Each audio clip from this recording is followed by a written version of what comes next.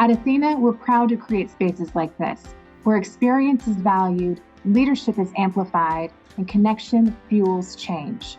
Wit, Wisdom, and Women is more than an event. It's a celebration of everything that we stand for. To our speakers tonight, thank you for sharing your journeys with us. Your words carry far beyond this room. And to everyone gathered, may you leave this afternoon feeling braver, wiser, and even more ready to lead your own life. Let's celebrate, let's learn, and most of all, let's honor the incredible women who make moments like this possible. Welcome.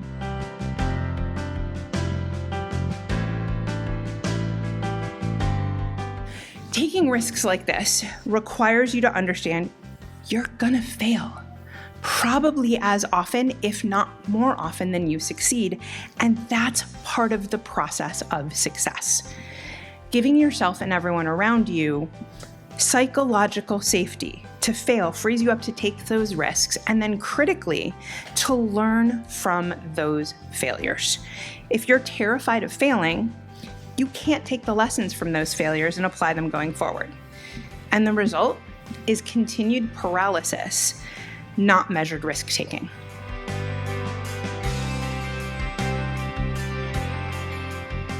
It's understanding who you hire, understanding who you vote for, understanding the context that makes them great, that makes them a lot of times better for the role, but also puts you, your board positions, you raised your hand and told me you were in these roles. It puts you on notice. What are you doing to understand the contextual forms? What are you doing to understand the contextual norms that come to play? What does this mean? This means death. These women are dying under burdens of stress that you cannot imagine.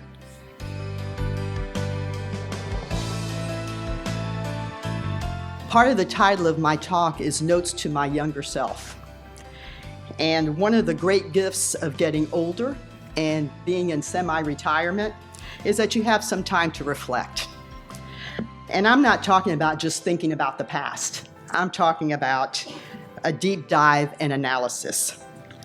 In reflecting, I realized there were many times in my life where I settled when I could have had much more.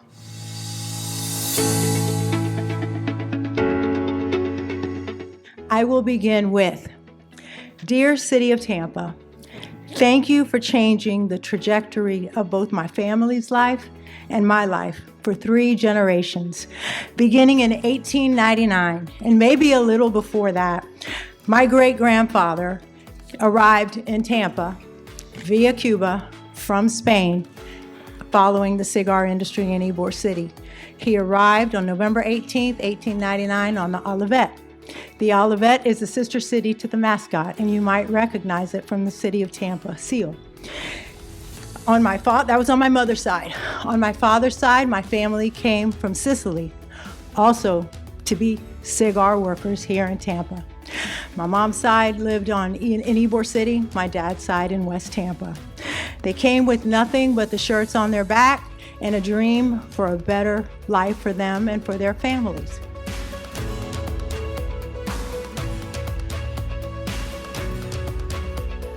I've been 54 years at the University of South Florida.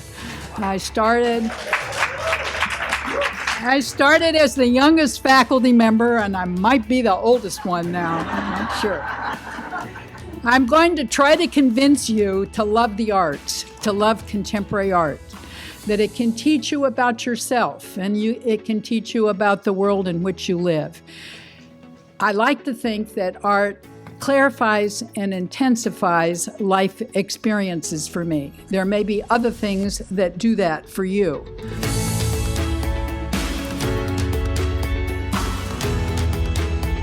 We learn so much when we share our stories with each other, the good, the toughest moments we've had, our hardest moments in life, our growth.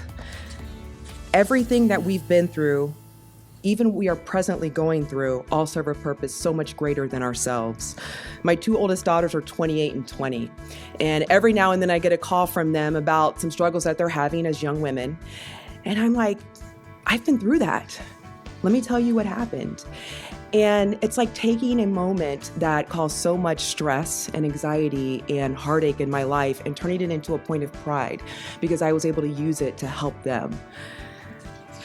Motherhood, sisterhood, and communities like this, they're very special.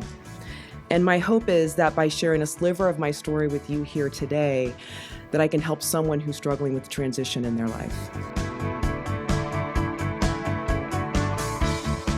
I was there in 2023 on a road trip that was part of my journey over the past few years to interview people who are working on the new economy, which redefines wealth as the well-being of people, culture, community, and planet, not as the accumulation of money.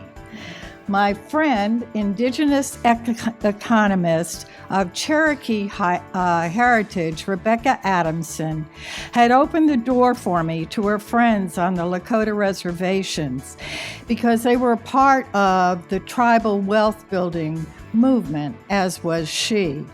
And she speaks eloquently about the difference between the Indigenous way of living and working based on community and living in harmony with nature, and the Western way based on individualism and profit.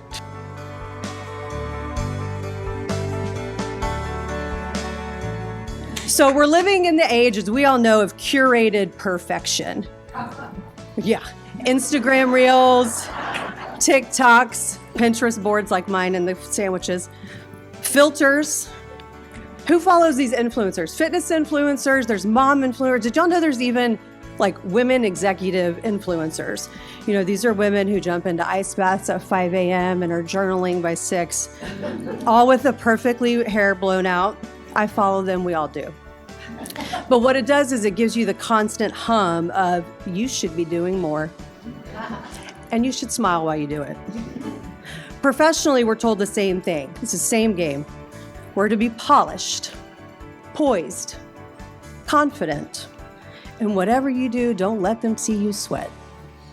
Or even worse, be anxious or nervous.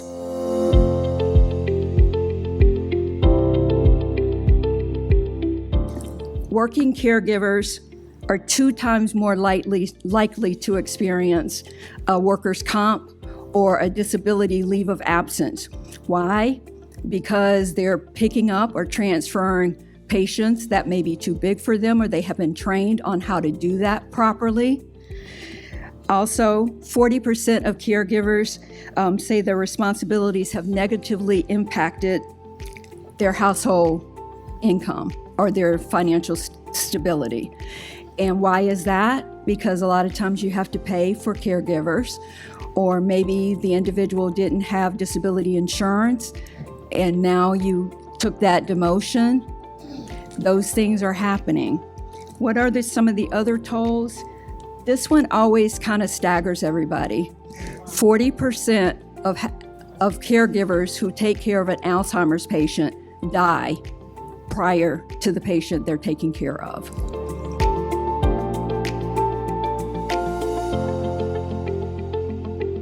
We were founded 5 decades ago by a group of pioneering women looking to work together to support the Equal Rights Amendment. Since then, we have expanded our advocacy to other issues important to women, including, but not limited to, diversity and inclusion, pay equity, racial justice, sexual harassment, gun safety, and the right of all women to make their own decisions about bearing children. We also have a lot of fun together. Through our philanthropic work, we provide career assistance grants to women seeking higher education under difficult or extenuating circumstances, and scholarships to girls in their junior year of high school who show exceptional promise in their academic and community endeavors. Chances are you know a member of Athena. I encourage you to talk to her and ask her what she loves about our organization.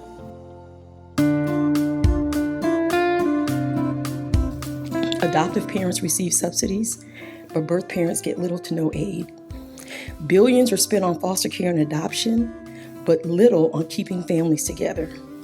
Today, Black families are still disproportionately separated, and white adoptive families receive financial benefits for raising Black children. This systemic dynamic echoes a history where one group benefits from the suffering of another. If birth families were given the same financial and structural support as adoptive families, many of these children could have stayed with their parents. Under chattel slavery, Black families were routinely separated for profit. Today, child welfare continues that legacy. Black children are removed, placed with white families, and the state pays for it. We won't pay a struggling mom to care for her kids, but we'll pay a stranger thousands to do it after we've taken them away.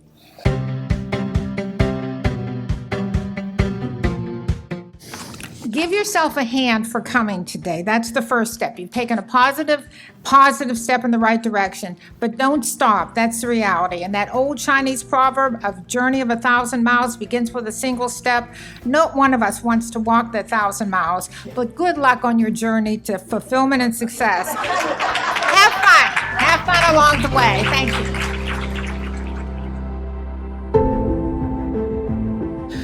This study specifically was conducted over 6 months in the heart of the university area community, engaging with 8 residents who were provided with cameras and also trained in both photography and photo voice methodology.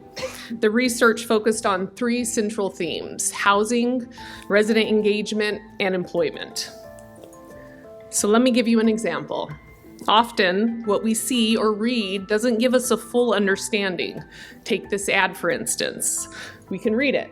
Nice, 2-bedroom, 1-bathroom apartment in the university area, spacious living room, updated kitchen, on-site laundry, and assigned parking. Great location, right near USF.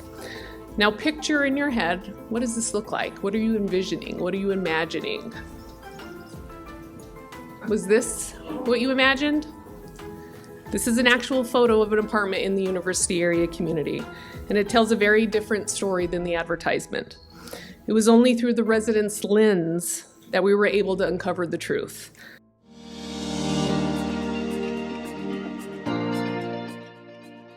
Now, I spend a lot of time what we call doing the work, which has gotten real cliche, but play along anyways. This internal metric where I continually focus on self-improvement, evolving, challenging, growing, reading, studying, leveling up. I seek, I discover, I explore, I examine, I build, I burn on repeat. And again, if it sounds exhausting, it can be. But man, is it worth it.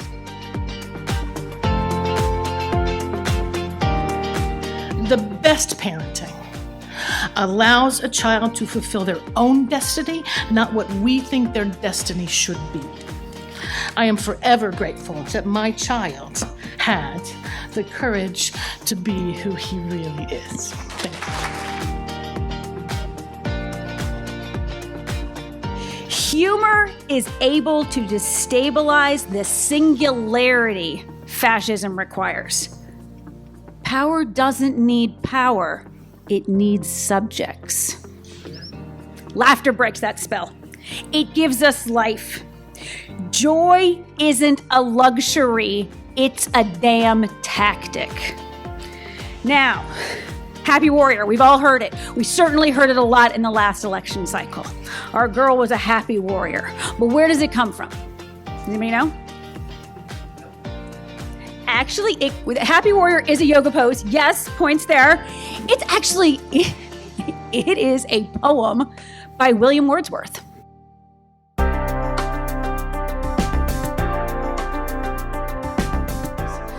As for what's next, that's up to you. You are the faces of change. Each of you has the power within you to define and control your own destiny, but also to affect your sphere of influence. We are counting on you to make a difference in your own way. While none of us as individuals can control what happens today in faraway places like Ukraine and Washington and even Tallahassee, we all can affect change here. right here on the ground. We can expend our energy to listen more, think more, hear different voices, and do more strategically, learn to say no. As one of my cousins taught me, no is not a four-letter word. You can even say it in public. Save yourself first, but remember others too. Bring your sisters into the fold, right here in Tampa Bay. We are a proudly diverse community. Together we will rise. Notice I didn't say talk more. I didn't say do more to a group of overcommitted women. I said listen more, think more, be more strategic, define your mission, create a vision, pursue your dreams, dance like no one is watching, and don't burn out in the process. Take a break if you feel the burnout. Thanks to everyone for sharing, caring, inspiring, and encouraging us today. Now let's all go out there boldly forward. Thank you.